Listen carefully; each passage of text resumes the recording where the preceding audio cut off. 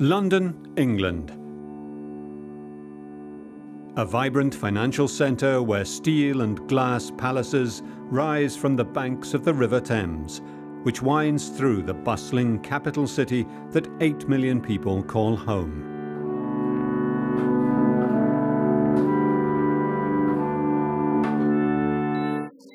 A massive fire right now in a West London tower block. We'll speak to our reporter live at the scene.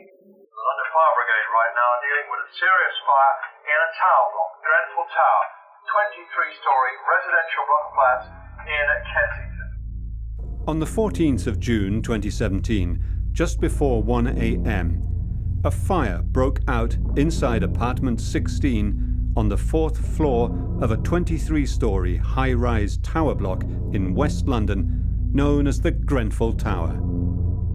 Within 20 minutes, the whole building was ablaze. The building materials and cladding used in a controversial renovation burnt like a match.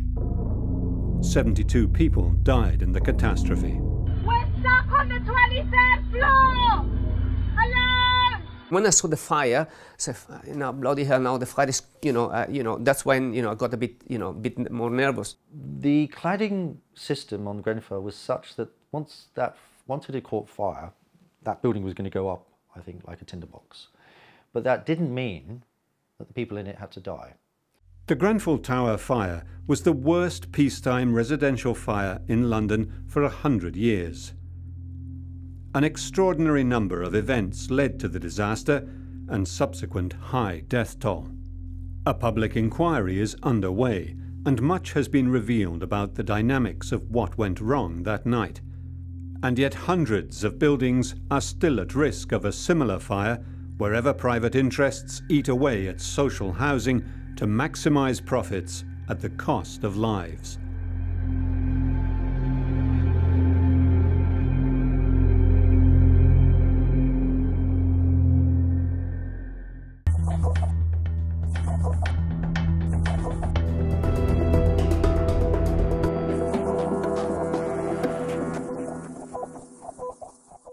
Fire Brigade.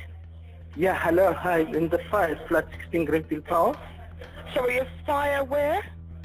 Flat 16 Greenfield Tower. Within 6 minutes of the call from the Ethiopian-born taxi driver in whose flat the fire began, the first responders were on the scene at the Grenfell Tower residential block in the London borough of Kensington and Chelsea. They thought they had put out the fire, but as these thermal images show, burning material was dripping from the cladding panel outside the window. To the surprise of the firemen on scene, the fire swept upwards from flat 16 to the roof of the tower in a mere 20 minutes, trapping hundreds of people in this remodeled relic of the 1970s.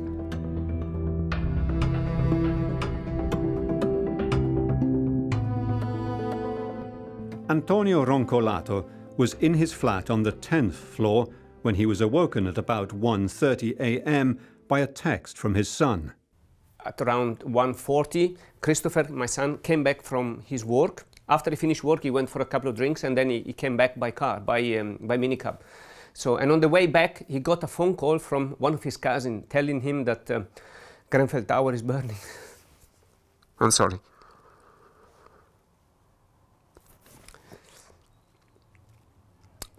Yeah, the Grenfell Tower was ablaze, and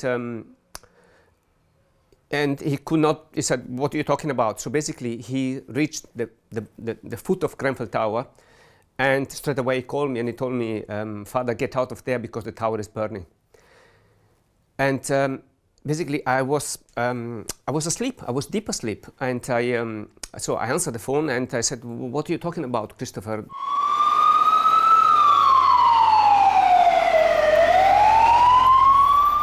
More firemen rushed to the scene and began attacking the fire from the outside. But after initially spreading vertically on the east face to the roof, it then spread horizontally when the cladding lining on the crown architectural detail burned and melted down around the top of the building, allowing fire to then start spreading downward on the other three faces as well. A few minutes after Christopher sent me a photo, and I've got it on my phone. And he said, you see, I sent you a photo, did you see it? The tower is really burning.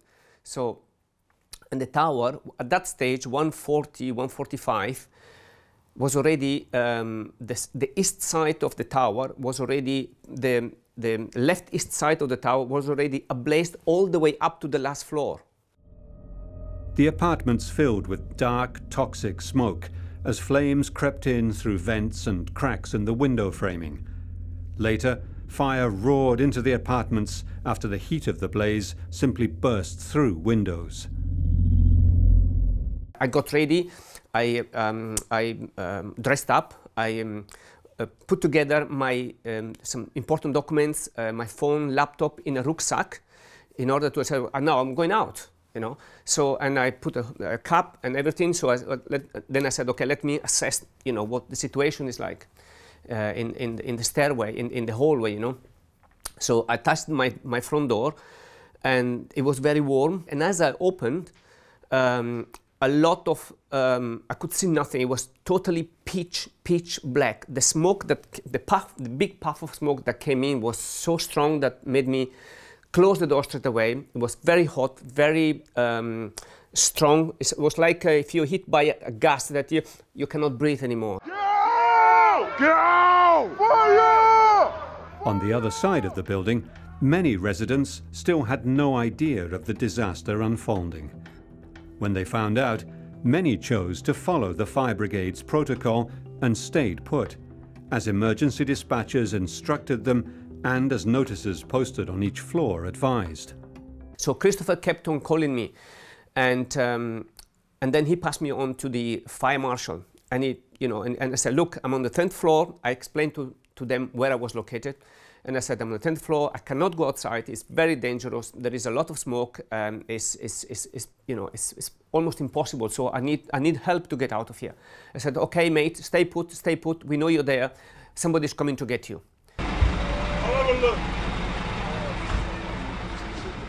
250 firemen were deployed during the emergency. What greeted them was nothing they had ever seen. More was going wrong than they could handle in one night.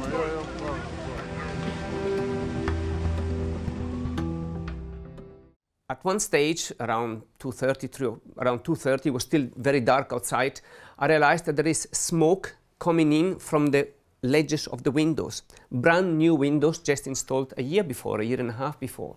So basically I could see puffs of smoke coming in. And when I saw it, I could not believe it. And I said, my God, what is going on? There should be no smoke coming in. There should be no air. It should be airtight, this place. And it wasn't. So I went to the bathroom. I went to the, I grabbed clothes, towels and bed linen, whatever I had. I went to the bathroom and I put everything in the bathtub, make everything wet. And when because I wanted to put around the window ledges in order to stop the smoke from coming in. But when I came back, the flat was, the living room especially, was totally filled up with grey smoke. Over the next 6 hours, the inferno killed 72 people, some of London's most vulnerable citizens, victims of dozens of failures in Britain's social housing policies and of a political class that ignored dire warnings of catastrophe on the horizon. Still trapped inside their flat.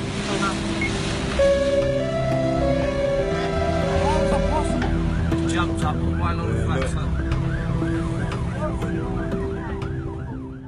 The fire in apartment 16 on the 4th floor on the eastern side of Grenfell Tower spread to the outside, and within 20 minutes the flames had reached the 23rd floor.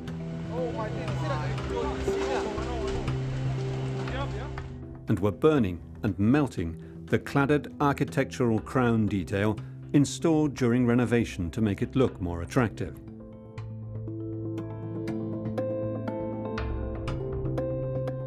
Today, the blackened, hollow shell of Grenfell Tower is masked in white plastic sheeting, a grim monument to decades of urban planning failures. The Grenfell Tower stands in the northwest corner of the Kensington and Chelsea borough of London, on the Lancaster West estate. It was owned by the Royal Borough of Kensington and Chelsea, the richest in England, but was managed by the privately owned Kensington and Chelsea Tenant Management Organisation, or KCTMO. In this highly priced West London borough, the average selling price of a home is nearly £1 million. These subsidised dwellings stood on some of the most prized land in the UK. They were home to a happy, multi-ethnic community of families and professionals. Right next to Grenfell Tower, we would have no major big buildings in there. So basically, the view that you would have from there, it would be totally free and totally, beautiful. My flat was facing east and south, so basically I could see the city from my flat, and on a clear day like today, you could really see very, very far away. Bramley House is the closest residential building to Grenfell Tower, just across the railway line. It is home to Samia Badani, co-chair of the North Kensington Community Association. I remember vividly a former resident of Grenfell Tower was at work. My daughter was in a playground because at the bottom of Grenfell Tower there was a playground, and we were all our children went to that Grenfell playground.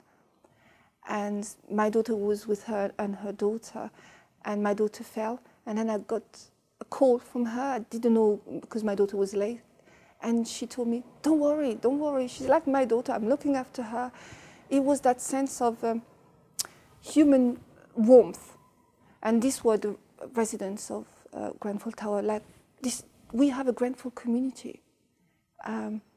They were such a big part of the makeup of this neighborhood.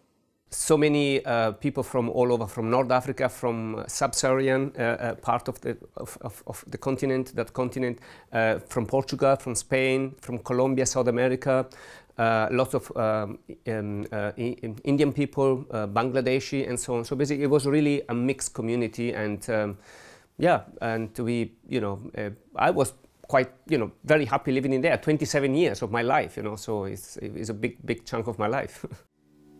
Grenfell Tower was built in 1974 and contained 120 flats, housing between 400 and 600 people, like a small vertical village. 3 finger-like buildings extended from the second floor mezzanine, the ground and first floor being a hallway with a shopping level. The walls were built to withstand a fire for about an hour and to contain any fire internally. Geraldine Denning lives in another tower block in South London and is the lead architect of Architects for Social Housing, and has followed the unfolding housing crisis in London for decades. If a fire takes place in one compartment, the compartmentation means that fire is not allowed to spread to another one. So in a typical tower block like Grenfell Tower, each flat would be a complete compartment, and that would be the walls and the floors and the ceilings. So of course that relies upon the fire protection between compartments. So there's always things which pass through walls and floors. So services, doors and windows, things that break the compartment. So those are obviously the key points where you have to ensure that even if the compartmentation, the strategy is adequate and sufficient and perfectly and a good strategy, all those other little details also have to support that strategy. The building's original design had fireproofing systems to protect the residents, including a protected central hallway and stairwell equipped with extractor fans and emergency lighting.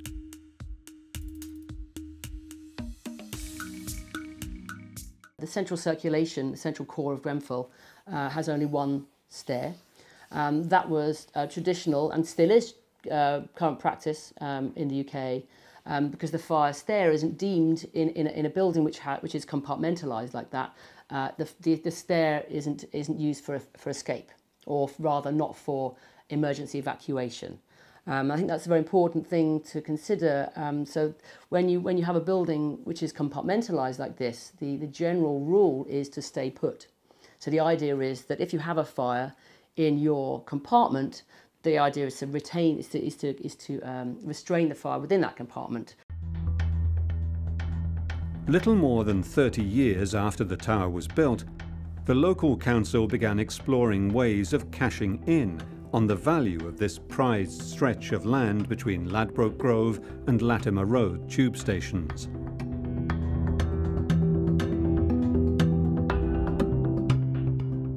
Simon Elmer co-directs the association and is the co-author of the first publicly available report on the Grenfell Tower disaster. Sometime in the early 2000s, the Lancaster West estate, which is what Grenfell Tower sits on, and the neighbouring estate, the Silchester estate, and some of the other area around it, there was a kind of an entire area plan, was put up for regeneration. It's a poor area of Kensington Chelsea, which is one of the richest boroughs, probably the richest borough in the UK. They did this in the middle of the financial crash, and in which, in 2007, after that, house prices in London fell for the first time since, kind of like the late 70s or something. So they came up with a revised plan. This is the council, Kensington Chelsea Council, which was to demolish the Silchester estate still, but to refurbish the Lancaster West estate, including Grenfell Tower. A few years before Grenfell, an area in this neighbourhood was earmarked, chosen for regeneration. But in local authority language, regeneration means knocking down buildings. It means us losing our homes. Doesn't mean reviving the area. If they were going to start building new developments, new properties around there, residential properties, for anything between, in that area, certainly over £1 million, maybe £750,000. People are not going to pay for those properties when they're looking across at a post-war 70s concrete council estate. Michael Jardine is a local activist and architect who lives on the Silchester estate and opposed the controversial Notting Barns master plan. The Notting Barns master plan was a regeneration of both estates on a loose principle that, they were at the end of their life or were perceived to have antisocial behaviour, or that the council fundamentally didn't like them and didn't see why they had to pay to maintain them, when the brand of Kensington and Chelsea could be projected into this area. One of the most hotly contested issues was the construction of a privately owned sixth form academy.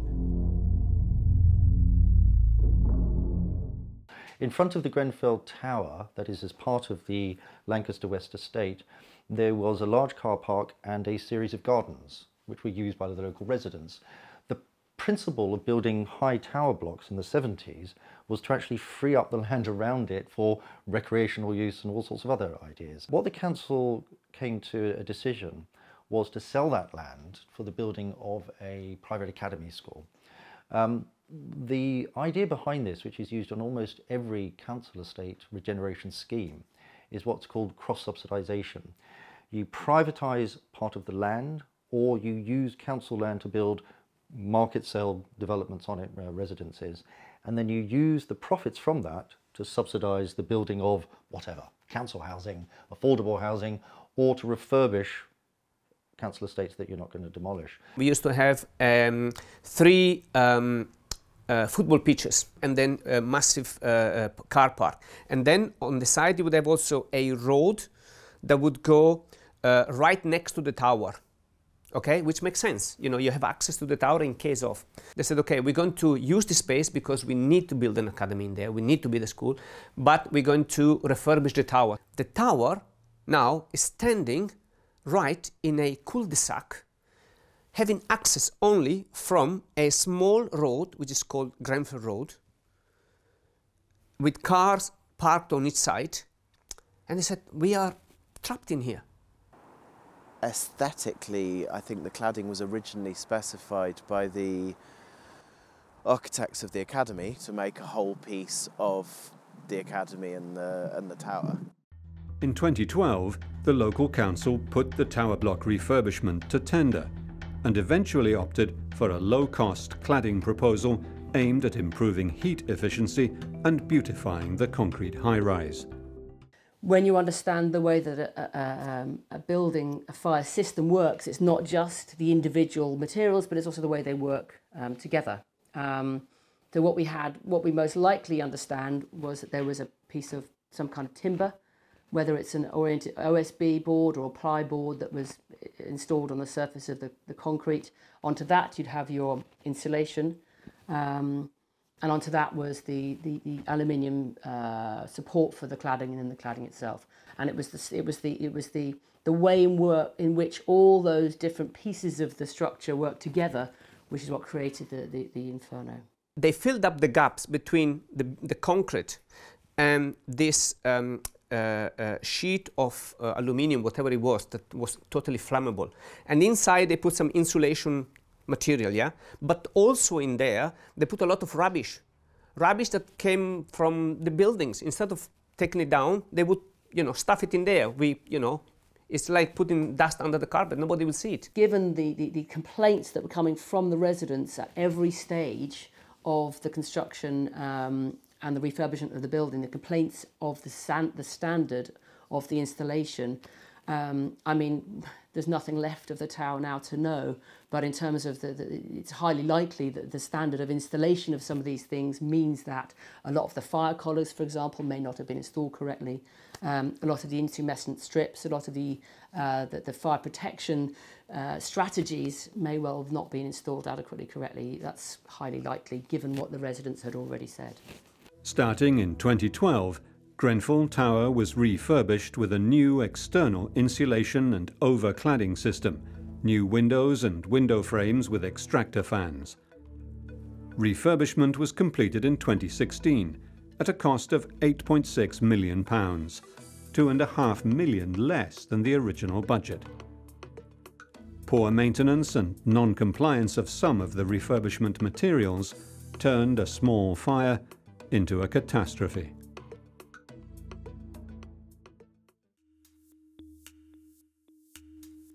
The cladding itself, called Celotex, consisted of sheets of polysocyanurate glued to a plywood backing attached to the outer concrete surface of the building.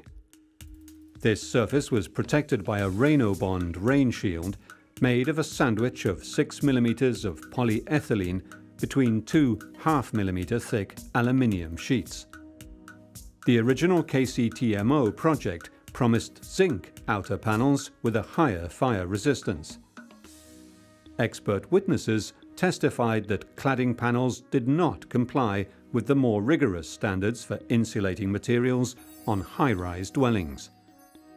Rather, they only complied with less rigorous specifications for outer surface building materials, even though these panels contained a highly flammable polyethylene core. According to expert reports, the hasty assembly of the cladding also left exposed polyethylene edges and removed fire-stopping mechanisms, especially along the columns running up the building. However, these were not the only factors that killed 72 people that night. Over and beyond the disastrous rain cladding, there were also weatherproofing rubber membranes, spray foam, PVC windows, silicone sealant, glues, and polystyrene window fill panels. All of these highly combustible materials were interconnected by air-filled cavities that allowed the fire to race up, down, and horizontally across the exterior of Grenfell Tower.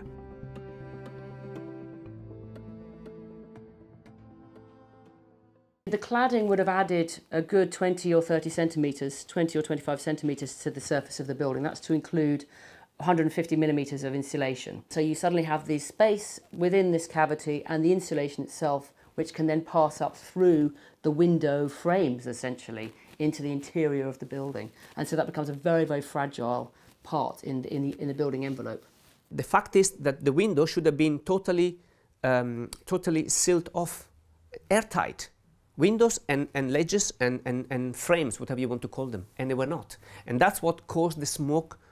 That's what was, you know, when you see smoke coming in and it doesn't go out, and, you know, what do you do, you know? So it's the smoke that kills, it's not the fire itself.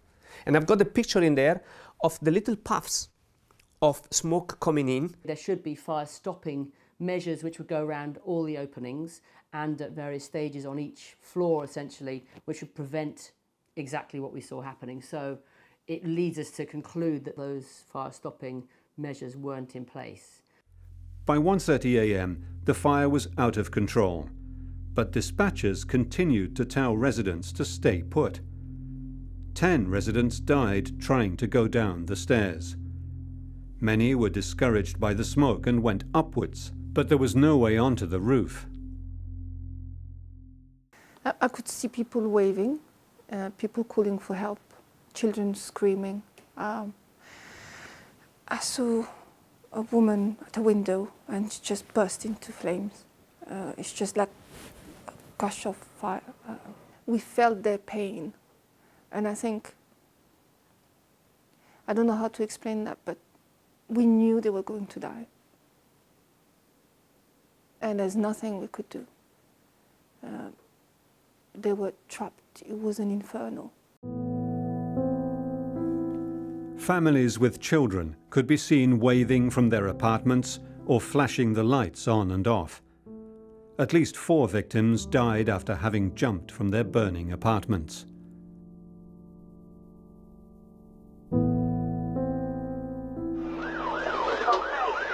The fire brigade was forced by smoke and heat in the only central stairwell to move its command post to the bottom of the building. Rescue teams were sent to save people trapped in their apartments. The lifts did not comply with fire safety rules and were unavailable for firefighters to use. Some of the apartments had also been renumbered, and some had no numbers on their doors at all. In other cases, the stranded victims had moved to their neighbours or further up the building to the very top, where firefighters had trouble reaching them. At 2:35 a.m, the fire brigade told dispatchers that stay put was no longer an option, and residents should try to get out if possible. It was too late. 114 were still inside. Only 42 made it out alive. The second time that I tried to get out, to try to see if I could go down, if the smoke in the hallway would be a bit better, a bit clearer, it was even worse. And what put me off as well was the second time when I tried to get out was that noises was coming. I could hear some noises and people screaming. So it was really discouraging, to try to go out and to do something stupid. By 3 a.m, the fire in the Grenfell Tower had spread up the vertical columns, then horizontally around the crown, and then back down in other directions, and then, like a macabre Christmas tree, spread sideways into the apartments, one by one. These incredible infrared images from the Metropolitan Police helicopter show how the flames spread around the building. The flames spread relentlessly through air cavities, fueled by the polyethylene sandwich, melting the plastics, polycyanurate panels, and aluminium debris, eventually setting the panels on fire. An unbearable stench filled the area. And there were gas explosions, and it felt like the tower was moving sideways, and we were quite terrified that it would collapse. We were pretty much on our own. I think we felt really unsafe. There were burning debris coming to our courtyards. It was terrible. At some point, I needed to go through the police cordon, and the police officer told me, "You can go, but it's at your own peril." And I went, and I saw my neighbours in shock, sheer shock. Daniela Fetkensu is a preacher at the nearby Notting Hill Methodist Church, where much of the community assembled during the fire. You could hear the most horrific screams, and it got to a stage anyway where we were told we had to leave because of the debris that was coming from the buildings. don't know what they were, but they could harm us, and the fumes and that sort of thing. And the community, the people, the shock on their faces. The rescue efforts were tireless, but slow and ineffective. Bodycam footage worn by a fire chief recorded him begging for an accurate set of floor plans from the KCTMO. As far as I'm aware, the guy from the TNO, the MD from the TNO, has got plans on his phone, and he was looking to ping them through to somebody. So, for what it's worth, I've got a picture from the BA control of the layout of a standard floor, but also we know which numbers the flats are. Sending it on a phone is no good for me. So, and I hate to say this, and please don't record this in the minutes, but having experienced the back end of the Lacanau inquiry, having been in charge of other major incidents, I'm telling you now that the fact you have not been able to get me a set of plans, actually as a set of plans, is a major deficiency. At 5:30, just before before my last conversation with Christopher, I saw the fire crawling down on the cladding on the outside of my son's window. So I saw, and when I saw the fire, I said, bloody hell! Now the fire is, that's when I got a bit more nervous. But the fact is that then the firefighters from the high ladder, they sprayed a lot of water, and then they put off the fire, and they sprayed a lot of water into my and Christopher's bedroom as well. Through only the windows were closed, but there was a little vent at the top that was open, and through that vent, a lot of water came through. But I was happy to see the water. More had gone wrong than anyone would have imagined. If that fire hadn't started, none of this would have happened. The next thing went wrong was that as soon as the fire was able to get outside of the building, there's a debate as to whether or not the construction of the windows, so the refurbishment of the windows, the new position of the windows was outside of the original frame of the building. The reality was it was a very hot night, and the chances were everybody's windows would have been open at that point.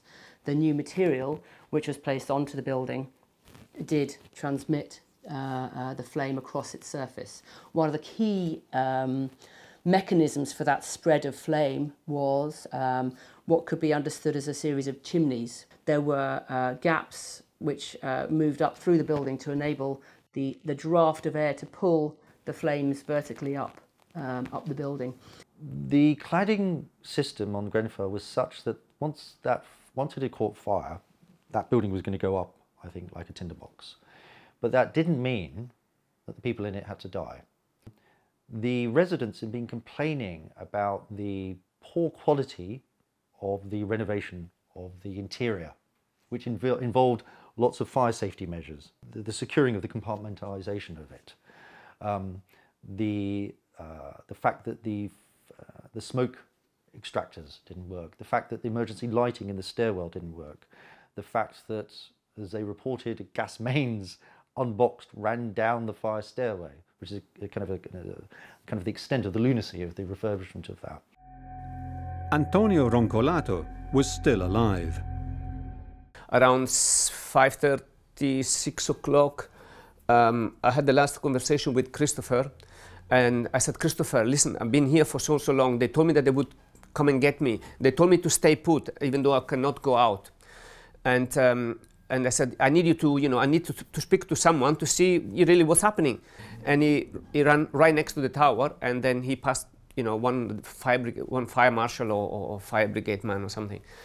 And so I said, look, this is happening. I'm still here. You told me to stay put. And I tried twice to go out, and the smoke is horrible. So then this guy told me, it was around 6 o'clock, he told me, okay, mate, wait a second, literally like that, wait a second. So then I could hear that he was talking to someone else. He talked to two firemen, and then he said, okay, be prepared because somebody's coming to you now. Others were talking to people trapped on the inside. Several broadcast on Facebook Live and used other social media to communicate their last desperate feelings to the world. The thoughts of those who survived went to those still trapped. At last, Antonio Roncolato was able to escape. I got ready, and then a few minutes after, 6 o'clock, two firefighters came in to my flat. They knocked, they banged at the door. I opened straight away, and they told me, how many of you? I said, there's only me. Right, we're going to do the following. I'm going to be in the front. You are going to be in the middle, behind me. You grab me from my jacket at the back, and my colleague is going to be in the back of you, and he will guide you through as well. So, and they said, are you ready? I said, yes. He took my hat off, and he put a wet towel that he found on the floor. He put it over me. I had a wet towel, small wet towel on my mouth, so to protect my breathing basically. And on the way down, I stepped over a dead body, and I couldn't move any further down. So the guy behind me, he lifted my right foot, and he freed me, and then we moved on. By failing to properly assess fire danger in the refurbished, cladded Grenfell Tower, London had failed its most vulnerable citizens, many of whom were foreigners or of non-British descent.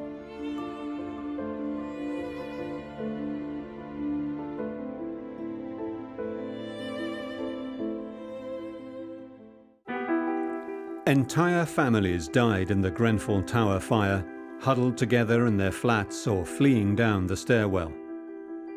The nation mourned 72 dead from all over the world. Antonio Roncolato survived. I was the one, like, don't worry, I'm here, I'm fine, everything's okay, I got out, But it was extremely, extremely stressful, and mainly for Christopher, because Christopher was outside the tower, watching the beast burning and getting bigger and bigger and bigger. Me inside, and even though I was trying to, because I had to reassure him that I was okay, that this is not my day, that I will make it, that everything's gonna be fine, that we're gonna be together again. But he was not sure. In 2009, rain cladding on another council building, Lakanal House in southern London, caught fire. 6 people died. After the Lakanal House fire in 2009, the coroner took about 3 years to write this report, and it made a series of recommendations. One of the key ones was that not the cause of the fire, but the virulence of the fire, how a small fire managed to kill 6 people and spread up so quickly, was that it used aluminium composite rain cladding. And this is the form that's used on the similar form to used on the Grenfell Tower fire. If sprinklers had been installed, the fire would not have spread to the outer flammable surface of the building. But sprinkler systems are not required by law to be retrofitted onto older buildings in Britain. The all-party parliamentary fire safety and rescue group, which is composed of, I guess, the most senior fire experts in the country, sent letters urging 4 subsequent ministers, 2 ministers and 2 under-ministers, in the Department of Communities and Local Government to pass legislation for the retrofitting of sprinklers to residential dwellings. And this urging was sat on by subsequent ministers over a very long time. The type of cladding used in the Grenfell Tower is banned in Germany and in the USA on high-rise buildings above 18 meters. Building regulations in Britain require external surfaces do not spread fire, but do not take into account the possibility of fire spreading via exposed flammable edges. After a similar fire in Australia, a senior fire safety engineer testified that 1 kilo of polyethylene is equivalent to 5.5 litres of petrol. What was produced was a kind of cocktail. Within that panel, it's possible to add certain additives which might have sort of mineralized that, which I think potentially would have reduced the fire, the flammability of that material. As far as I'm aware, they didn't use those panels. But yeah, I mean, the speed at which it went up the building, I'd say yes, pretty much was petrol. If you'd seen the flames and the footage filmed from all those people's mobile phone cameras, then yeah, that was like igniting petrol on a building, yeah. London is one of the richest cities in the world, and land is extremely valuable. The local boroughs stand to make a fortune from selling the land to developers who promise that a certain number of social homes will be retained. This rarely happens. About 20 years ago, probably a little bit longer, there was what we're in the middle of now, or 20 odd years into, which is a national program called the Estate Regeneration Program. In London, it almost always means, regeneration always means demolition and redevelopment. That's because the Estate Regeneration Program in its current form is not about refurbishing homes, but of getting access to the land that these council estates are built on. Many Grenfell residents are still without permanent housing. They are eager to see justice done and the truth about what went wrong that night come out in the ongoing inquiry. They have publicly defended members of the fire brigades, who some see as scapegoats for a much bigger problem. Local MP Emma Dent-Coad joined a march in support of the men and women who risked their lives battling the Grenfell Tower fire. There's been no change at the council. This could happen again tomorrow. If this has happened to their neighbours, they would have dealt with it. And I genuinely think there's a really horrible and unforgivable undercurrent of racism there. They may not even be aware of it themselves, but they do think the people in the tower are lesser beings, and I've seen that many, many times. I'm on the Fire Safety and Rescue Committee in Parliament, and we're constantly making recommendations. We have the Fire Minister in, ask him questions. He doesn't know what he's doing, and he's very offhand about it. It's really, this could happen again tomorrow. As the flames were eating through the Grenfell Tower, this multi-ethnic community came together. In what was a makeshift emergency shelter under the overpass, survivors have since posted their personal stories, memories, and calls for justice. Children put up drawings of the night. People of different faiths came together to help their fellow neighbours. I remember there are lots of people crying, saying, I can't find my cousin, I can't find my daughter, I can't find this. And it got to a situation where we say, what do they look like? Photographs and that sort of thing. We had the Notting Hill van outside, and they started putting pictures of, the missing people on there.